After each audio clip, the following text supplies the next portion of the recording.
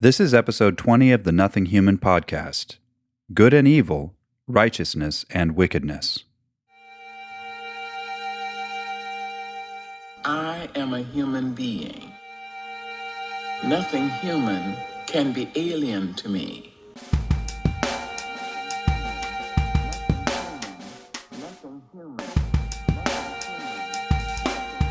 Welcome to the Nothing Human podcast, a biblically informed think space for exploring and articulating all the ways we make or break sense of human experience. I'm your host, Michael Minkoff. From my youngest days, I have been fascinated with categories of thought, those often unconscious filing mechanisms that invisibly populate our premises, direct our inquiries, and ordain our conclusions.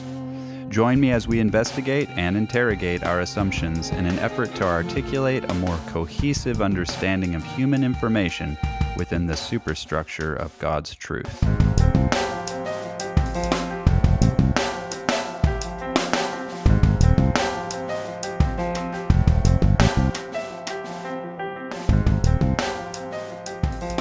Welcome back to the Nothing Human podcast. I'm Michael Minkoff. This is episode 20, and today we're talking about a biblical distinction I think brings a refreshing amount of clarity to discussions of morality, suffering in the world, and the functional differences between the will and the affections. I explained this distinction a bit in episode 6 on the will, but in that episode I promised a fuller treatment, so I'm going to try to provide that today. You can find all the episodes of the Nothing Human podcast and my bonus podcast, Being Something Extra, on my website, nothinghumanpodcast.com. Please comment there on my website on the relevant episode if you have comments or thoughts, and do remember to follow, rate, and review on whatever podcast platform you use. I haven't done any advertising or promotion on this podcast, so it has grown to its current audience because of all of your efforts. We really appreciate how you have all been sharing this, both online and with your friends and family. And I want to share freely what God has shared freely with me. And if you want to help me do that by supporting me financially out of the generosity of your hearts, please do so on Patreon. There's a link to that in the show notes. And for as little as $60 a year, that's just $5 a month, you can support me and my family while I work to make complex information more accessible to the sincerely curious within the superstructure of biblical truth. So we are so grateful to those of you who have partnered with us already to make this work more sustainable, and I'm doing my best to make your investment in me worthwhile. So let's get to it.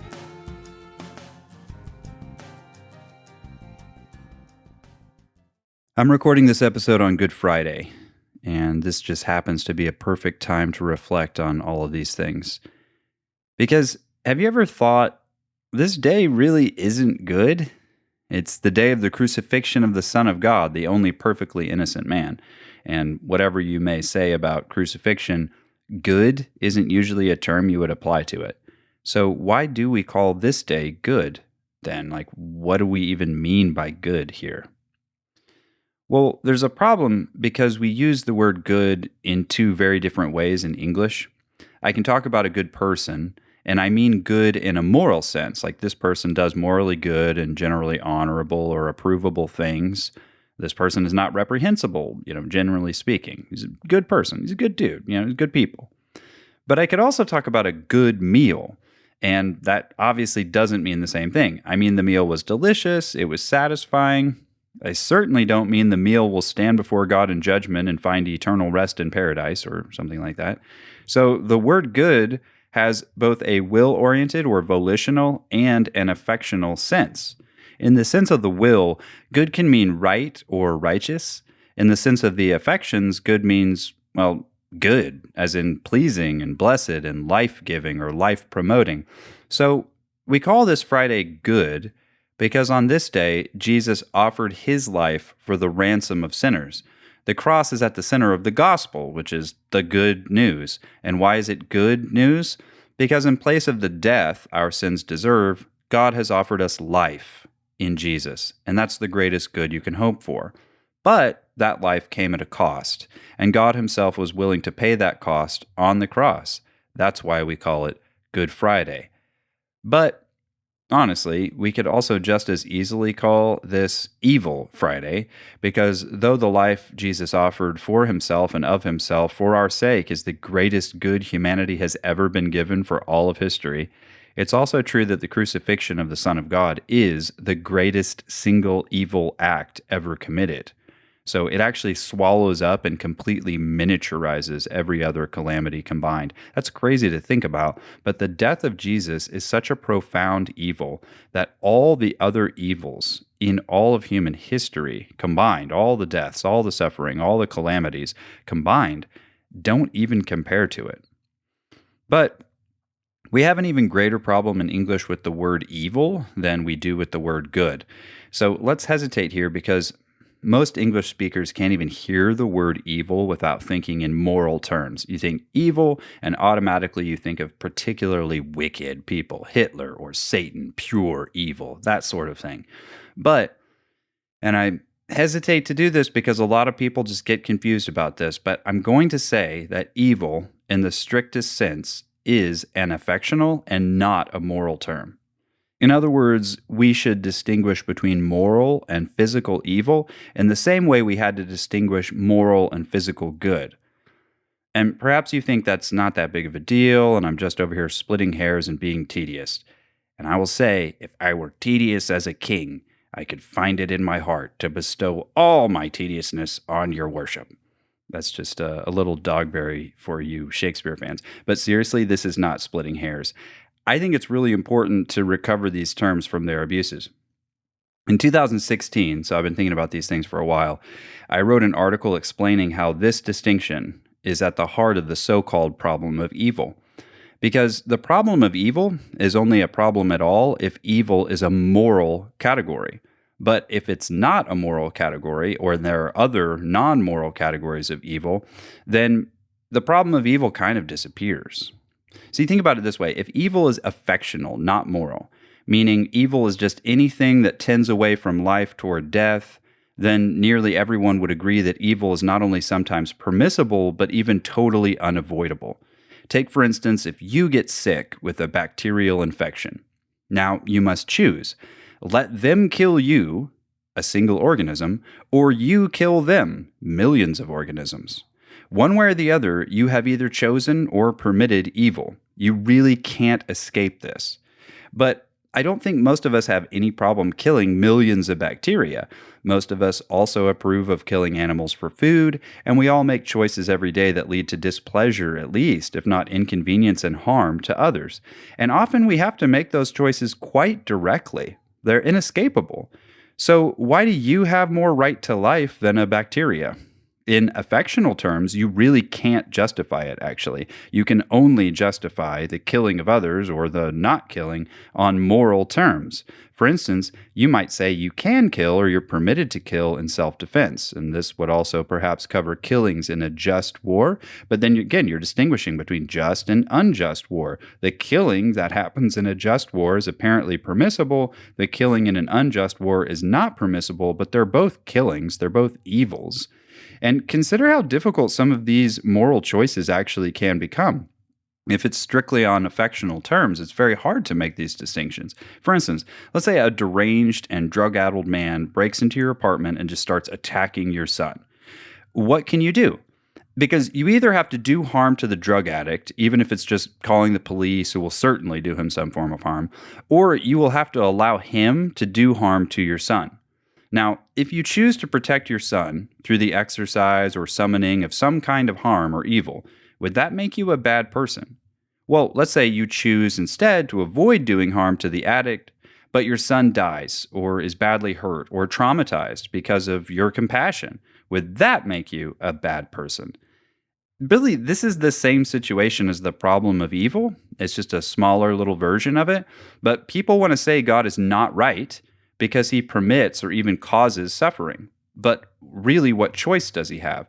The choice is not whether or not there will be evil. It's just the choice of which evils you're going to allow and how. You have to choose. And if you're mad about the evils God does permit, I mean, that's fine. It's actually totally okay. We are all angry about the evils that God permits at times. I mean, Job was upset about them. David's upset about them. Even Jesus begged his Father to find a different way. He said, "This cup pass from me, please, any other way, please, please." He begged him all night because Jesus knew that the evil awaiting him on the Friday we call good was enormous. But what you can't say is that evil in the world proves that God is unrighteous. Honestly, you can't even prove that it makes him not good. But let's just start by saying that God is righteous even when he permits or even ordains evil, and that's possible because evil is not moral. Everything is God's, right? So, harms, no harms, evils, goods, it's all his. He can do what he wants. These aren't moral categories. And let me give you an example. I am permitted to sledgehammer walls out of my house or even to burn my house down. Now, I'm not arguing with you that that would be good because it's not good. It's an evil, it's destruction, it's calamity, okay? But I'm permitted to do it, meaning I'm permitted to do that evil to my own house because it's my house. Now, if I won't allow my kids to punch holes in those same walls or even draw on them, does that make me a hypocrite? The thing is, I mean, maybe I'm removing walls for a remodel or I'm demolishing the home so I can build something better. Whatever my reasons, though, it's my house. It doesn't even matter. Like, I don't have to tell you.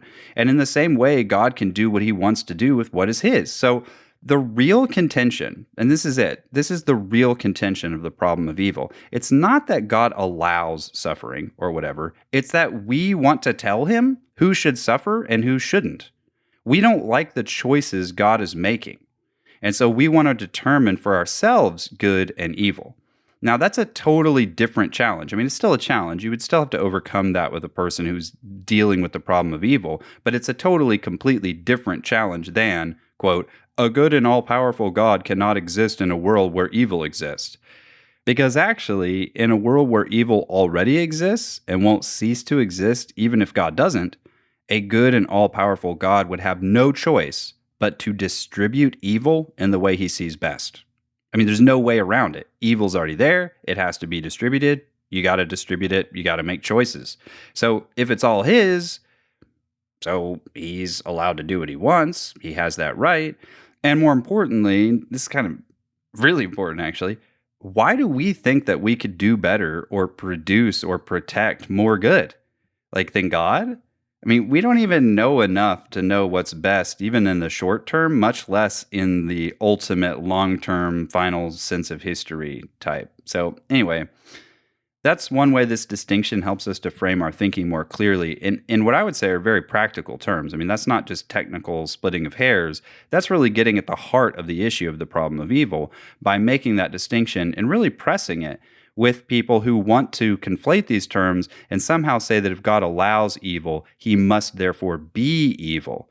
And then they're using evil in those two different cases. They're equivocating. Because in one sense, they're talking about evil as a physical evil. And then in another sense, they're trying to talk about God as being a morally evil God since he permits a physical evil. It's like, no, you can't have it both ways. The physical evil is not a moral category. So why is it moral for him to allow or not allow or to choose or not choose? I mean, that it's a totally different category. It's a totally different distinction. It's equivocation, and it's equivocation because English is really problematic about this. So anyway, let's go ahead and discuss some of these distinctions because I think one of the most important reasons to clarify and to really dig into these distinctions is that the Bible actually very clearly distinguishes between these things, and we're completely missing what I would say are some extremely rich biblical truths when we collapse these distinctions. So let's first discuss the biblical language around these concepts, and then along the way, throughout, we'll look at some biblical texts that I think make way less sense, or sometimes even the wrong sense, when you collapse the categories. So, beginning with the Old Testament, because this is where the distinctions are most clear. Evil and wickedness are distinguished very explicitly in Hebrew in the Old Testament, though English translators have made these distinctions very hard to see. So evil is ra in Hebrew, or ra in Hebrew, and it has to do with calamity, harm, or displeasure. Anything that lessens life or tends to death. whereas wickedness, Rasha, has to do specifically with moral failure. So if I say something is wicked, Rasha, then that has to do with breaking the moral code of God, not conforming to his character. It's a will-oriented, volitional issue. Whereas if I'm talking about Ra or Ra'ah, I'm talking about something that is actually just calamitous, harmful, displeasing, etc. And it's always the case. This is always the case. Now, parallel to this, Hebrew makes a distinction between good, tov, which you've probably heard in various different, mazel tov, which just means like good chance, or I mean, I guess it's kind of good luck of sorts. And then you have righteousness, which is tzedakah or tzedek. And good, tov, refers specifically in the Old Testament to that which tends to life and blessing. Again, it really does mean just good in these material, physical sense, aesthetic or affectional sense. And this can refer both to a spirit or a body. You have good spirits, you have you have material goods that connect to the body. Righteousness refers specifically to a state of moral innocence or uprightness. So it's blamelessness, righteousness, uprightness. And it doesn't matter whether good is or evil is in view on that. You can be righteous and do something that would be considered a harm.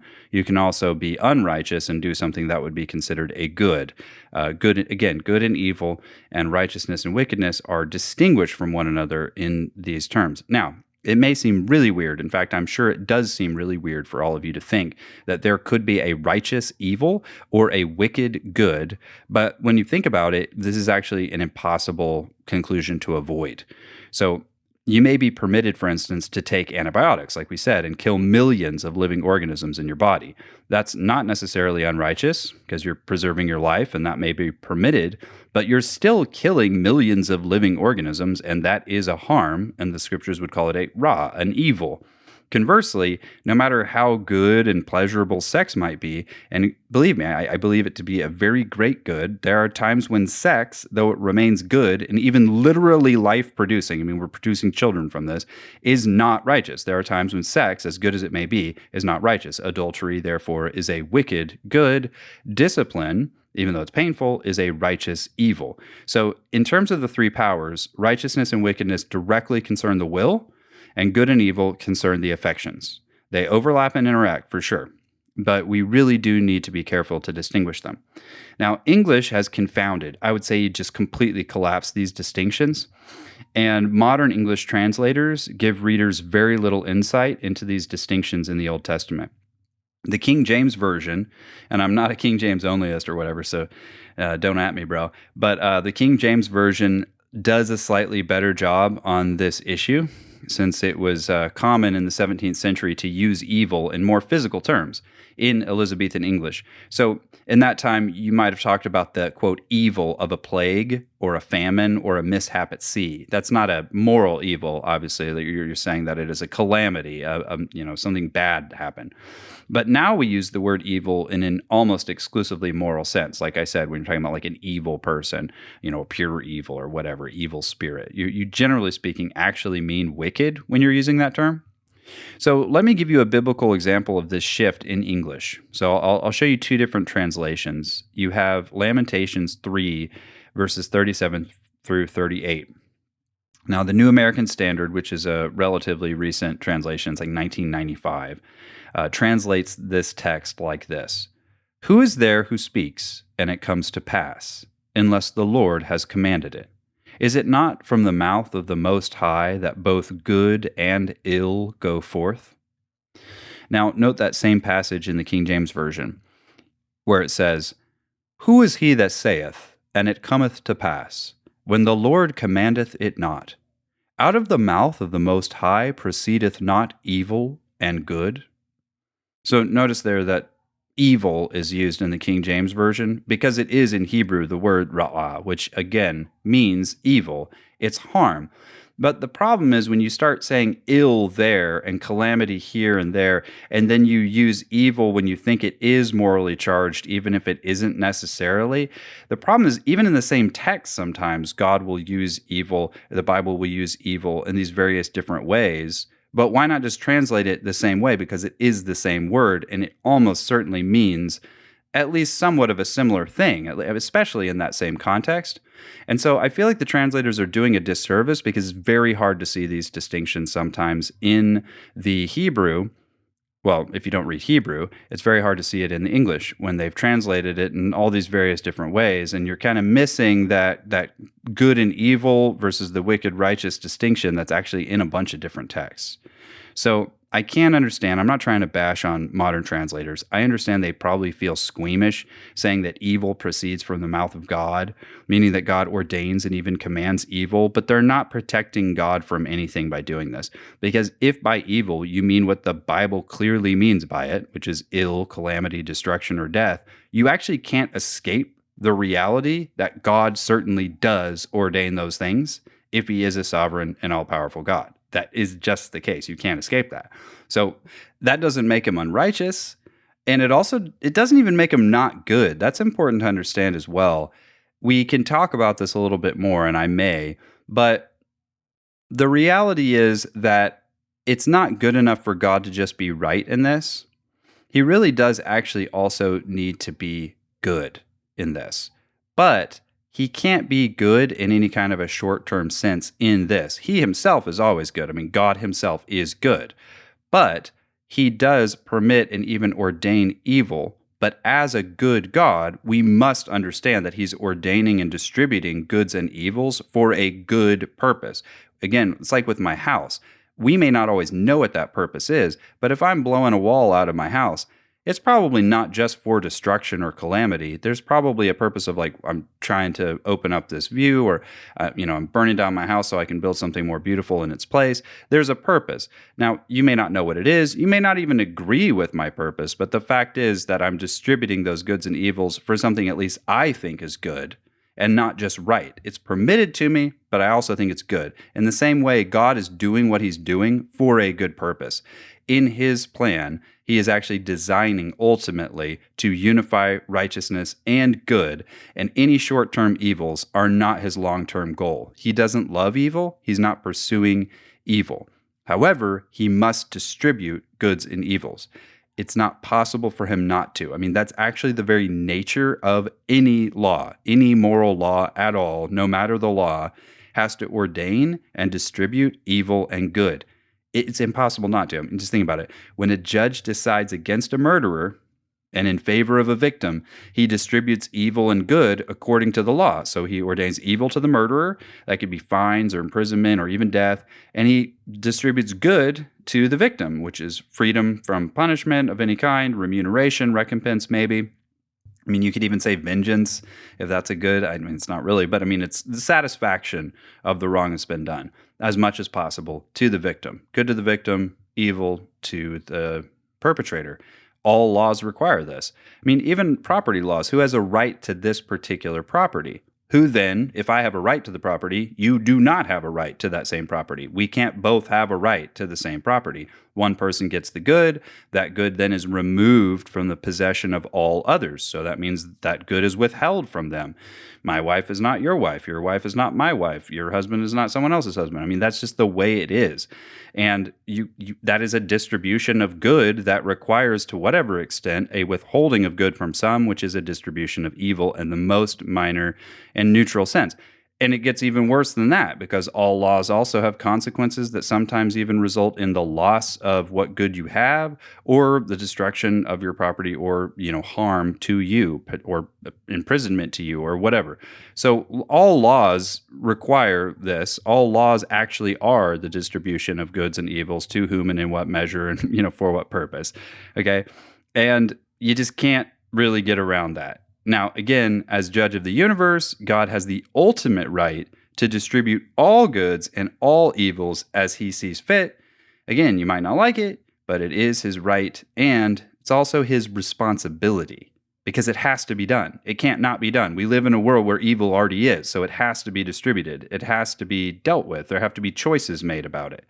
So I first really started to see the necessity of this distinction while I was reading Proverbs 16:4, and kind of for this reason. Okay, so I'm gonna read the text to you, and it says, Yahweh has made everything for its own purpose, even the wicked for the day of evil. So in the Hebrew there, wicked is Rasha, and evil there, the day of evil, is Yom Ra'ah. So it's like the day of evil, right? Okay, so this was a real head scratcher for me for a long time. Like, what does this mean? because it seemed like most of the ways of translating the text really didn't work, especially at the time when I was first reading it. It was like evil and wicked don't really seem that different. So if they're basically the same thing, then what does that even mean? Did God create wicked people so that they could do wicked things? In which case, how could God actually be free from moral culpability?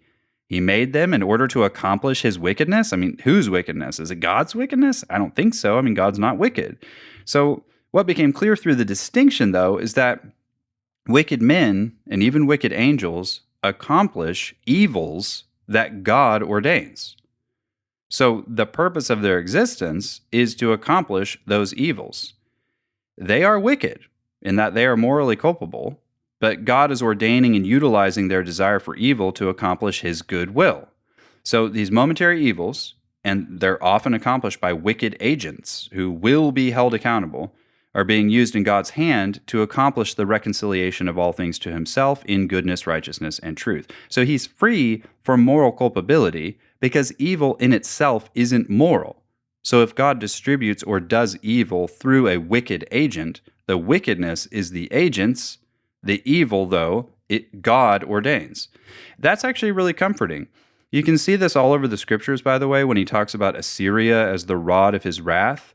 He says explicitly that the Assyrians don't have any idea that they're being used of God for the purpose of, accomplishing the discipline of Israel.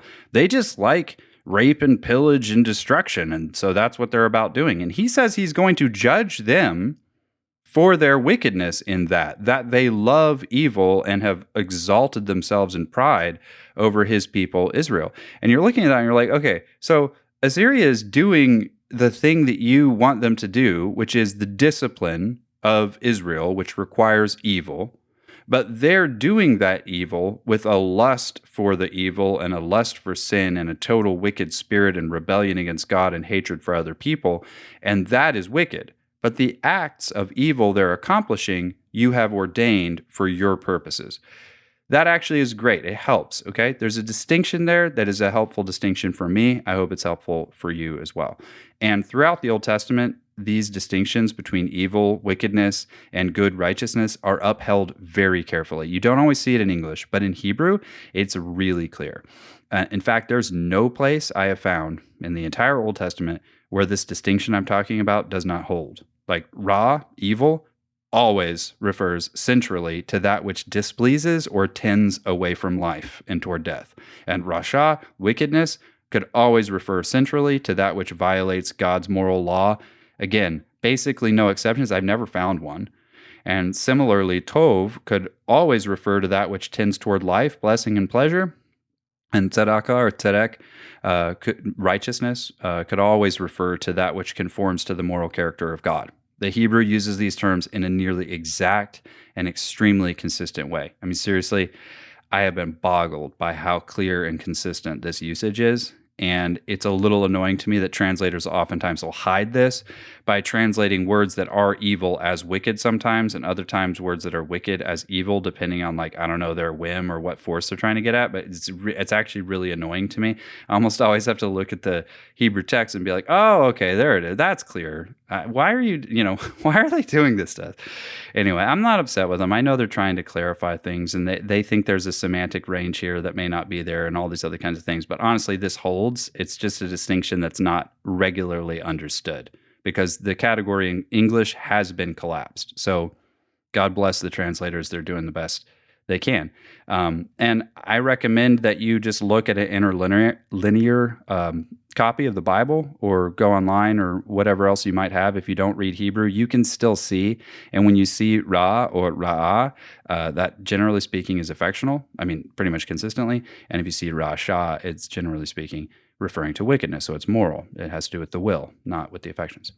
All right. Now, you might immediately ask, I hope you do, did these same distinctions hold in the Greek of the New Testament? And not as precisely. There are definitely these same distinctions, but they became less stark in the language because Greek, unlike Hebrew, was already starting to travel toward the collapse of these distinctions. In fact, English inherited and then completed that Greco-Roman trajectory.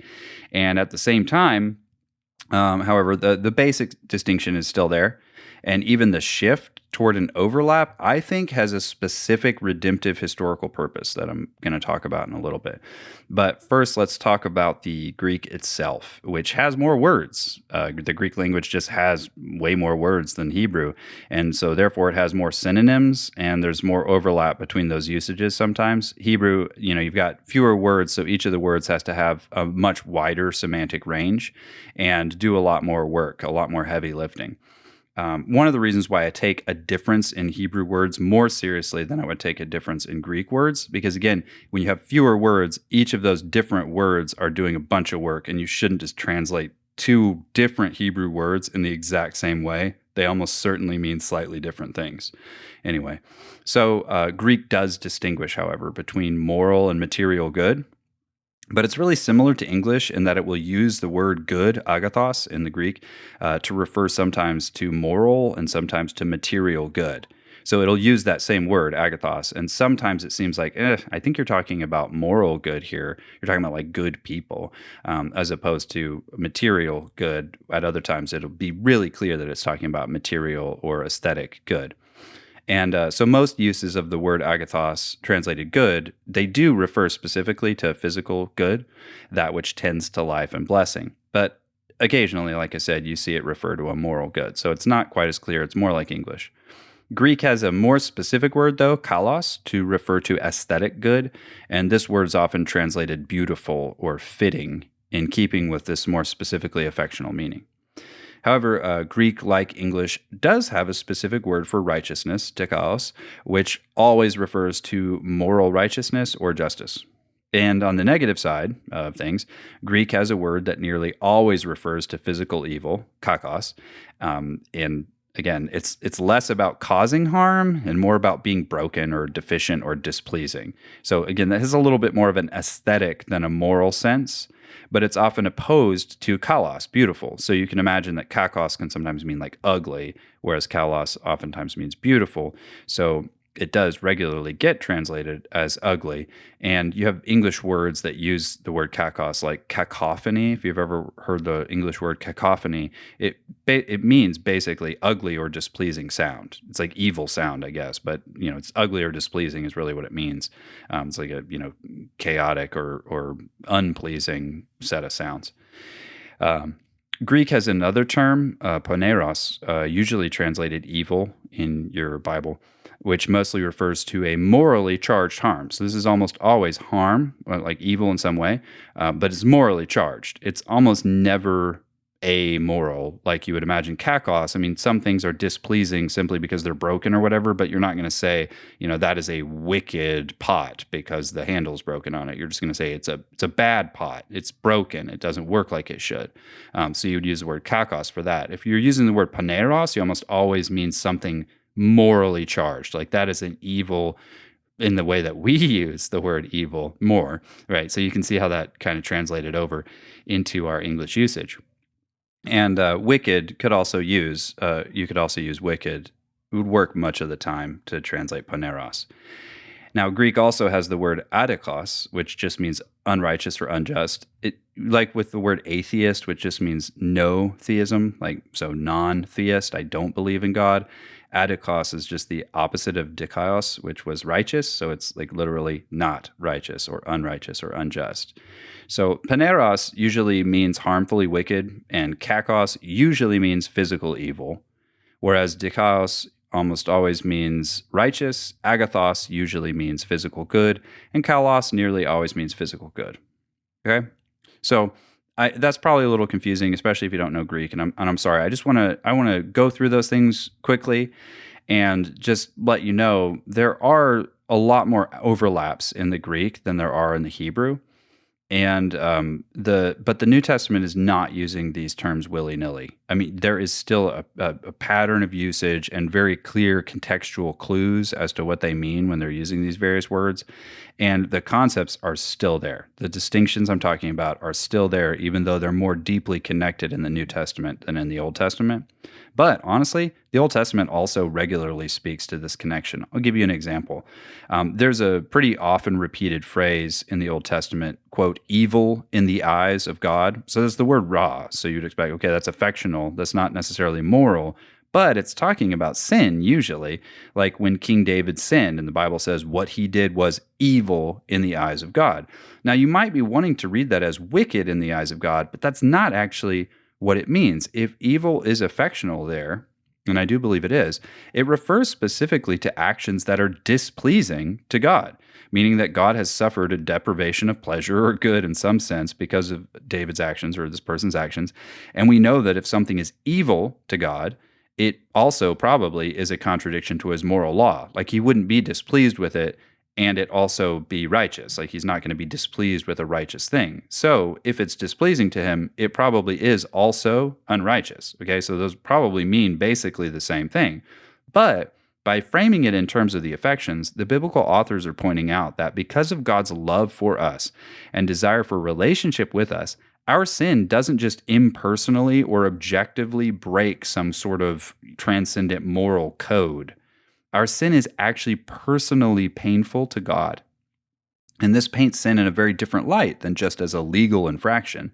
It's also a personal offense. And you can see then that this phrase, evil in the sight, very often describes sins committed by God's so-called servants, like the kings of Judah or Israel or other believers who sinned against God.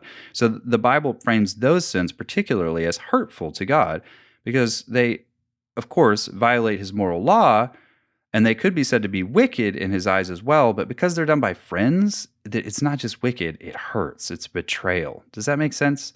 So given the fact that the love of evil, now this is where the overlap occurs, right? The love of evil is always morally wrong. So if you're doing something that's displeasing or evil to God, then that is also morally wrong. And loving evil is displeasing to God. And it's always morally wrong.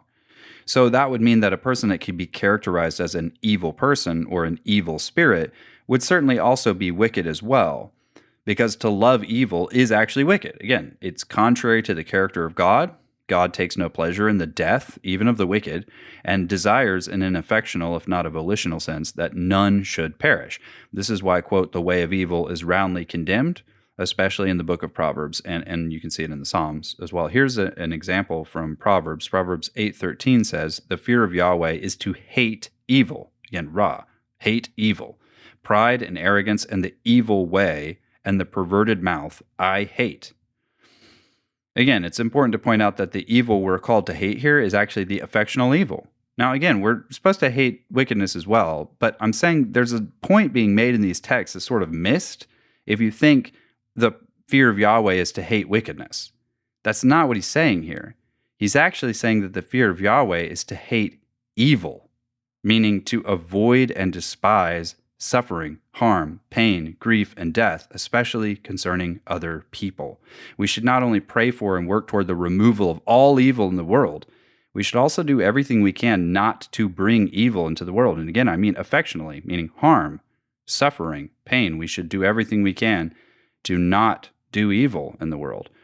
And when harm or death is necessary for righteousness, or when it's permitted to you and it seems good or profitable, as it sometimes is, even in the eyes of God, even then we shouldn't love it or glory in it, and we shouldn't even glory in a necessary destruction.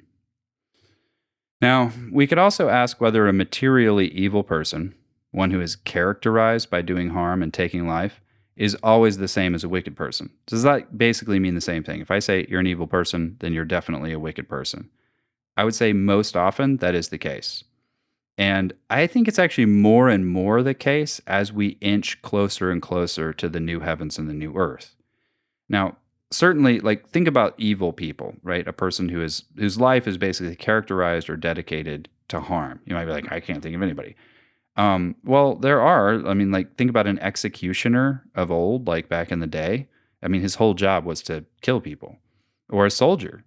That's their job. Your job is an evil job. I mean, even a butcher's job is an evil job in the sense that you're killing things. That's your whole job. And those people can still be righteous, right? If they're doing permissible or just harm, that can still be righteous.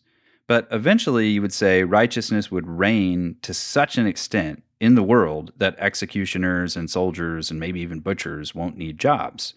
When we all beat our swords into plowshares and the lion lies down with the lamb, right? That This is not a case where you need soldiers. This is not a case where you need executioners. Now, these realities then may help us to understand why these categories of good and righteous are getting all blurry, especially in the New Testament. Because, you see, God is actually removing evil from the world. I mean, eventually in the new heavens and the new earth, and I really look forward to this time, there will be no death, no tears, no curses, no suffering, only good, no evil. So the trajectory of human history begins more and more then to connect righteousness with goodness, to kind of join them together, and also to connect evil with wickedness. And Greek, I think, is a perfect vehicle to represent or to kind of carry that shift toward heaven in the New Testament. And it is definitely a shift in that direction from the Old Testament, which makes a lot of sense. So, you're talking about Jesus. Like the New Testament is about Jesus who swallowed all evil on the cross. And then God calls us in the New Testament, like him, to suffer evil in order to extinguish evil from the earth. Paul calls us multiple times to dedicate ourselves zealously to good works. That is the righteous work of the kingdom of heaven, to pursue good for all people, even at our own expense. Now, I understand we're not in paradise yet, so ugly as we may feel it is, evil is still sometimes necessary and therefore sometimes permissible. And by evil, again, I'm talking about material or aesthetic or affectional evil. But again, if a person loves evil, that person is not conforming to God's heart. If someone really relishes death and killing and destruction and causing pain, that person has become both evil and wicked.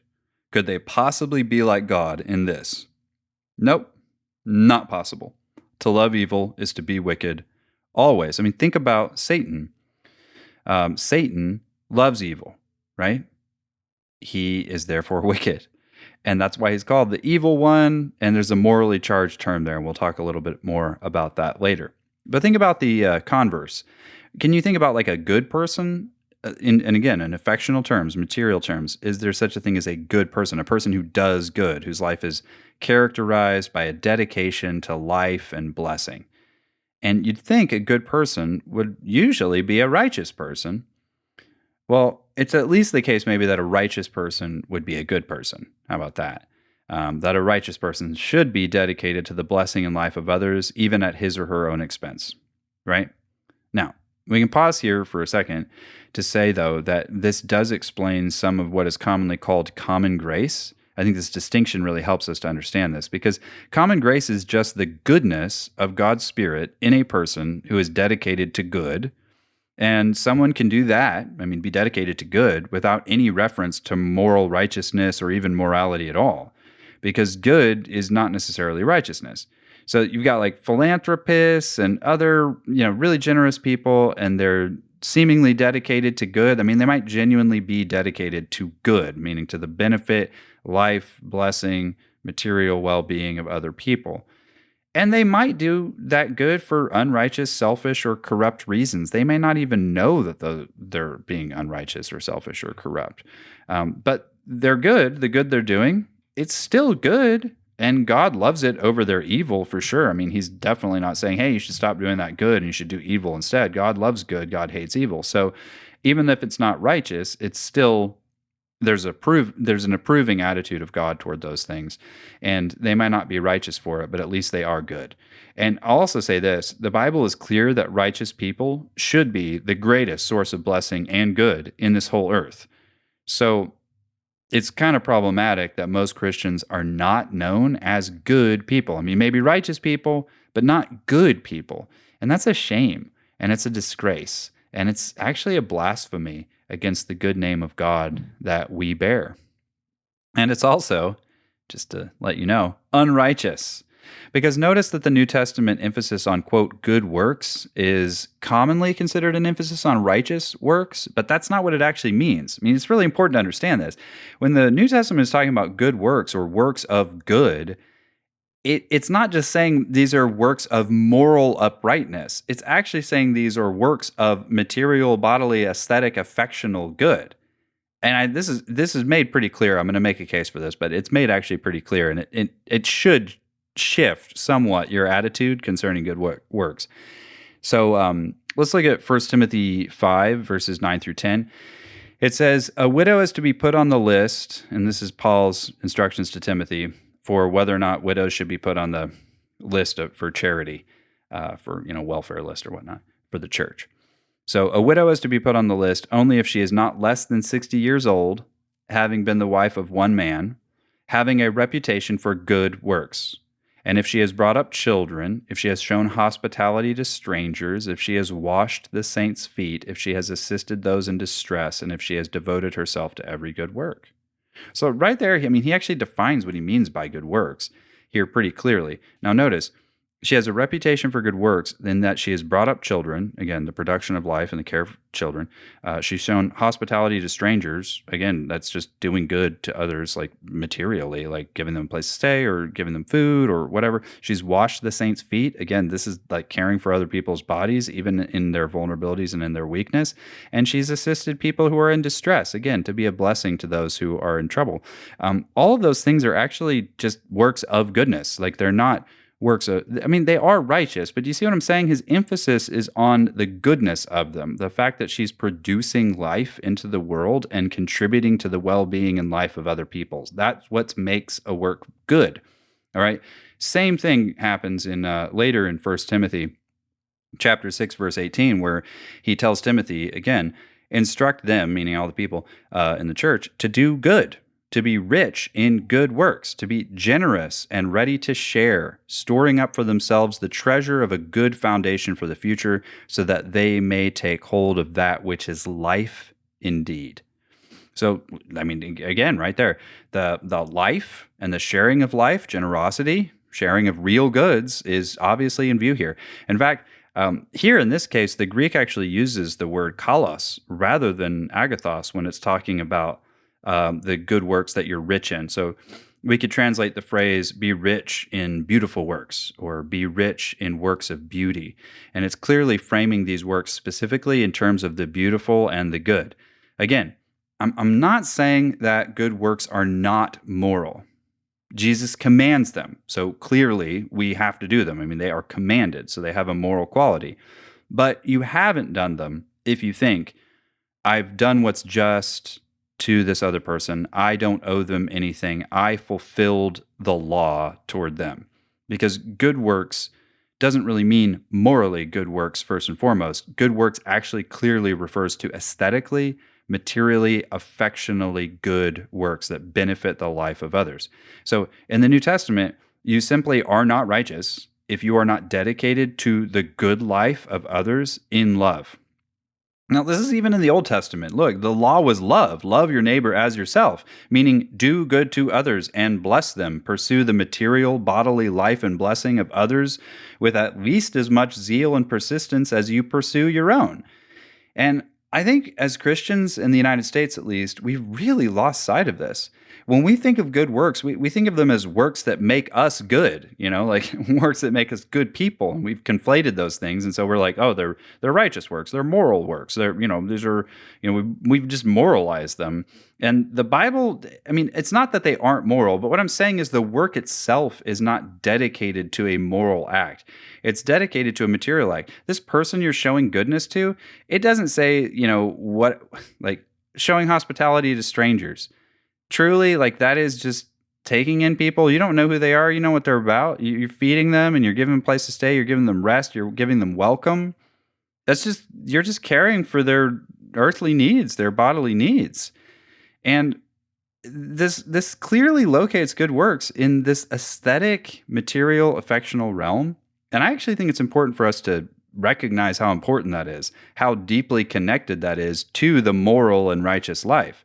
Because good works are works of love dedicated to the good life and the blessing of others. And if we're not about those, we're not really about what Jesus was about.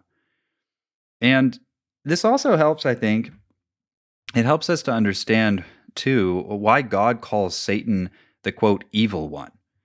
Because, Satan is evil. He hates you, and he wants to see you destroyed. He loves your displeasure. He loves your pain. He rejoices in evil and destruction. He has the power to do evil, obviously. He has enormous power to do evil, way more power to do evil than you do, by the way. And in fact, the evil is all he wants. So that means Satan is also wicked because he loves evil and he rejoices in calamity against the character of God.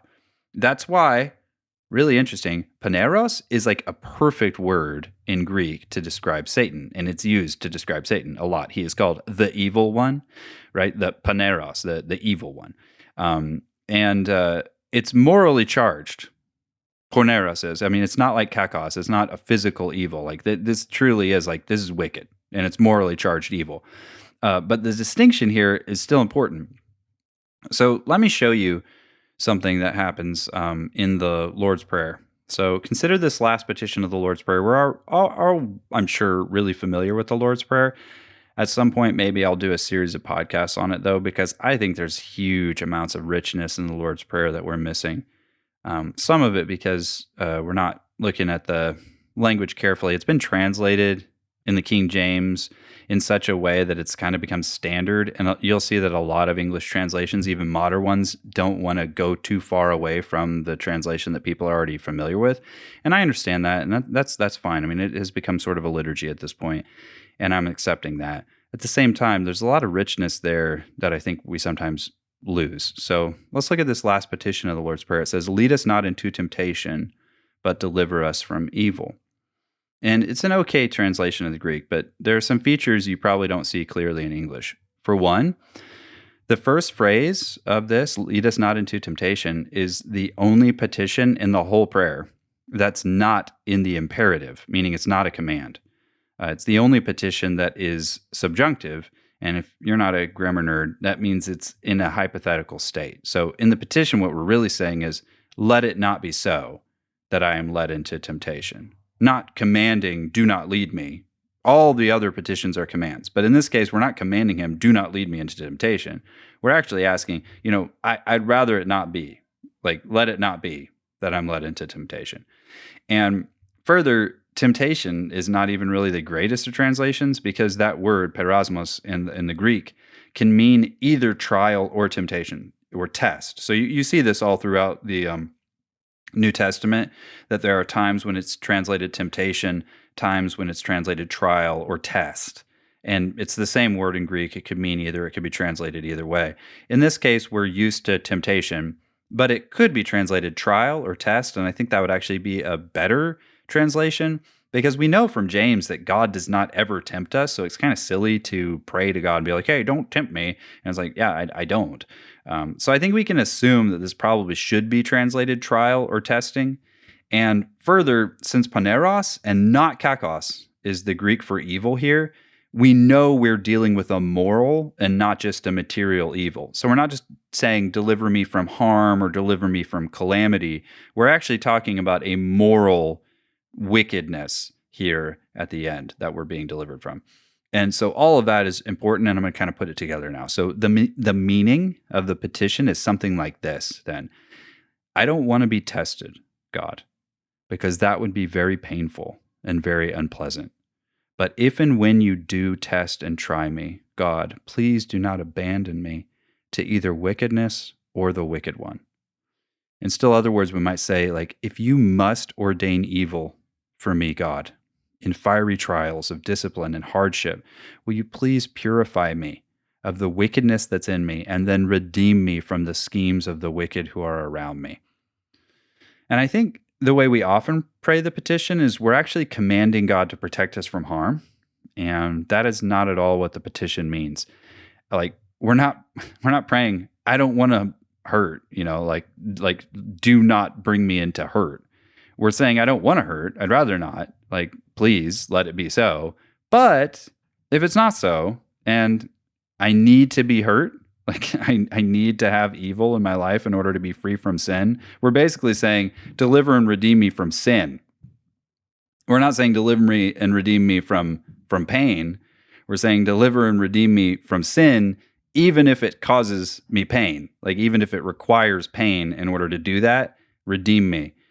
Right? So just one more thing, and then I'm going to be done. Paul admonishes us in Romans 12, and this is verses 17 through 21, some of my favorite parts of Romans. He says, never pay back evil for evil to anyone. Respect what is right in the sight of all men, and if possible, so far as it depends on you, be at peace with all men. Never take your own revenge, beloved, but leave room for the wrath of God. For it is written, vengeance is mine, I will repay, says the Lord. But if your enemy is hungry, feed him, and if he is thirsty, give him a drink, for in so doing you will heap burning coals on his head. Do not be overcome by evil, but overcome evil with good. It's important to note that the Greek words for evil throughout this passage is actually kakos, not poneros. So it's not actually talking about a morally charged evil. It's actually probably talking about just a material harm, just a calamity, a difficulty, a painful thing that somebody is doing to you. So it's clearly talking about a affectional or material evil. And I think that makes this text so much richer because it's not saying do not repay wickedness for wickedness. I mean, obviously, right? We should never be wicked and do wrong. So if somebody does wicked things to you, you shouldn't be wicked back because being wicked is wrong. But that's not really what's being said here. That's obvious. Paul is actually admonishing us not even to do harm in return for harm, even if it would be a permissible harm. Do you understand that even a permissible harm, or one that we think is permissible, he's saying, don't do it. Do not repay what has been done harm to you with harm in response. And that's a really important point about this text because people harm us, sometimes accidentally or sometimes on purpose. And Paul's basically saying, don't repay a person's harm with harm. Somebody cuts you off in traffic, don't honk on your horn. Don't be trying to ride up on their bumper. Don't zoom around them and flick them off and yell at them and tell them what jerks they are. That's just harm for harm. That's just evil for evil. Instead, do good. And again, he actually means this materially. Give water, like this water to the thirsty. You're thirsty, here's some water. You're hungry, here's some food. That's a material bodily need. I mean, that is good in the most basic sense of good, not moral. There's no moral charge there. That's just good. Here's something to tend toward your life, to maintain and produce well-being for you. Do actual pleasing benefit to your enemies. Bless them. Don't curse them. Do them good. And what he says in the end, I think, is really amazing. He says, do not be overcome by evil, but overcome evil with good. Now, do you understand why we all do evil, why we choose the way of evil, why it's such a great temptation? Because we're trying to use harm and what power we have, and power is measured in the capacity for evil, right? Your claws, your spines, your ability to harm. This is how you measure your strength. And we use our strength and our power to get good for ourselves, to protect ourselves. And you might think, if I'm kind when others are mean, if I give when others are taking, if I'm blessing when they curse, won't everyone just take advantage of me? They'll just keep taking and they'll keep hurting and they'll keep cursing until they've just done me in completely. And then they're going to stand over me and they're going to mock me and they're going to despise me for my weakness because I wasn't able to stick up for myself and they beat me. And so there's this sense of temptation to I'm going to use this evil. I'm going to beat you. You think you can do evil to me? I'm going to over evil you. And the problem is it just adds to the evil in the world, and you can't over evil Satan. Satan will always over evil you. Evil will always over evil you.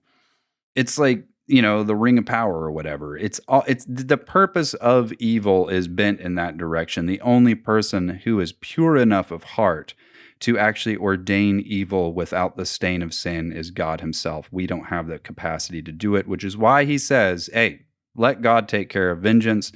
It's his. You do good. That's what he's calling you to do. Now, you might think, right? But you've got this temptation. You got this question. If I do this, I'm just going to lose. They're going to beat me. And no one's going to take me seriously. And they're just going to crush me. And maybe they will. But Paul says, ultimately, that you will not be overcome. He says that to fight evil with evil, you're always going to lose. We know it. We always feel so defeated, right? When you give in to the evil. And you start, someone's been yelling at you and you finally break down, you start yelling back at them. I mean, you just look back at them, you're like, I got defeated. I got beat. But do you understand that good, life itself, overcomes the grave. Love is as strong as death. So on this Good Friday, like, can you see that? Because if you can't yet, Easter's coming, right? Easter is coming when the resurrection proves once and for all that life overcomes death, that good overcomes evil, and that ultimately it will be victorious. I'm so looking forward to that. God bless you all. I really pray that God fills you with all good things in Jesus and that you know the rich and abundant life He's offering to you even today when we commemorate the most evil, most good Friday of all time.